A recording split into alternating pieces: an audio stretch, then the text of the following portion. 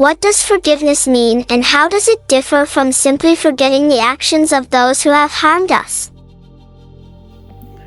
Forgiveness is all about consciously choosing to let go of resentment or anger towards somebody who has wronged us. It's not about forgetting what happened. Actually, forgiveness allows us to acknowledge what happened, but refuse to let it control our emotions and decisions moving forward. It's all about finding peace and emotional freedom for ourselves. What emotional challenges can we expect to face when attempting to forgive those who have hurt us, and how can we navigate those feelings? Individuals often face significant emotional challenges when attempting to forgive those who have caused them pain. Common feelings include anger, resentment, and a desire for justice, which can create a mental barrier to letting go of grudges. The difficulty to forgive can lead to prolonged emotional distress, impacting mental health and overall well-being. This internal struggle complicates the forgiveness process, as the desire to hold on to negative feelings may feel protective or justified. To effectively navigate those feelings, we have to think about some coping tools like emotional regulation and empathy.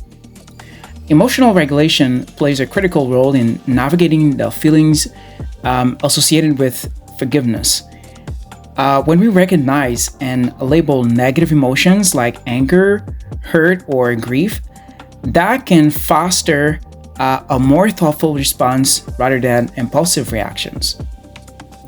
So, by creating space between ourselves and these emotions, we become able to manage their triggers more effectively, leading to a calmer approach to forgiveness.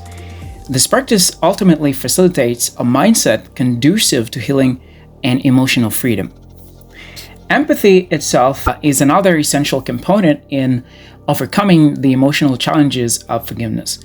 By seeking to understand the motivations and circumstances that led to hurtful behavior, we can cultivate compassion for both ourselves and the wrongdoer. This shift in perspective allows for a greater emotional release and can diminish the intensity of negative feelings, making it easier to let go of past grievances.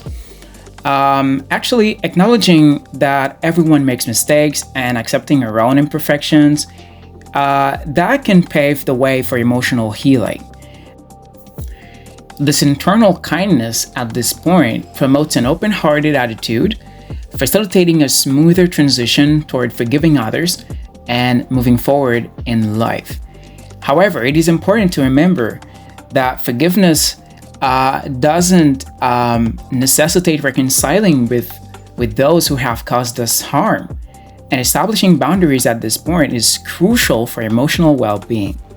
This approach allows us to protect ourselves from potential future hurt while still engaging in the forgiveness process. What practical steps can you suggest to peacefully walk away from those people? Okay, understanding the motivations behind our desire to detach is crucial. Identifying the specific behaviors or patterns that have triggered our decision will enable us to remain focused and grounded during the emotional process. By clarifying our reasons, we can better assess if we necessarily have to walk away.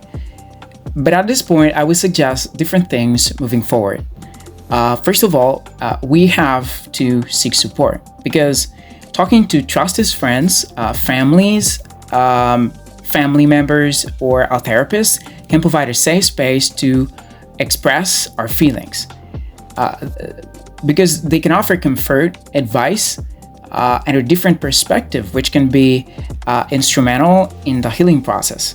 Support groups can also be helpful, as they connect us with others who are going through similar experiences.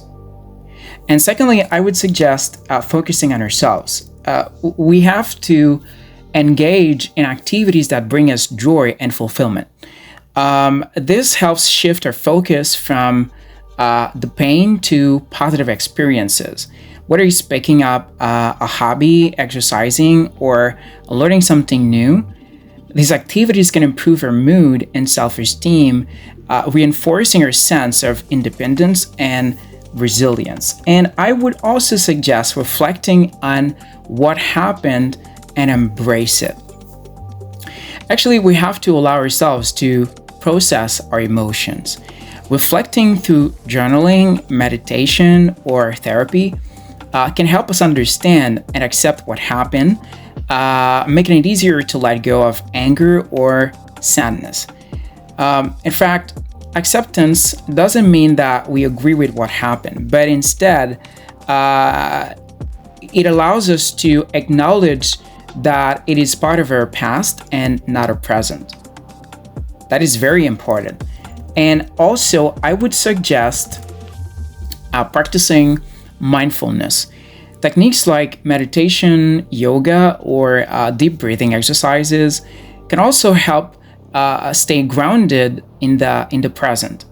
Because mindfulness can reduce stress and help manage difficult emotions by keeping us focused on the now rather than ruminating on past hurts. When feelings of resentment or anger resurface after we believe we have moved on, what can we do in that situation? Okay, here's the deal. Forgiveness is more of an ongoing journey than a one-time act. So it's natural for resentment or anger to bubble up again. It is important to acknowledge these feelings without judgment as they're part of our healing process. At this point, we need to remind ourselves of the process, of the progress we've made. Because sometimes revisiting journal entries or talking to a trusted friend, that can help us see how far we've come. Forgiveness is challenging in nature, and it's okay to have setbacks. We have to treat ourselves with the same kindness that we would offer a friend. We also have to ensure that our boundaries are still in place. Okay, sometimes resentment resurfaces because boundaries have been crossed again. As I previously mentioned, techniques like meditation or deep breathing can help us stay grounded in the present and not get overwhelmed by the past hurts. Talking to a therapist or a counselor can also provide strategies and support to manage these feelings and continue moving forward.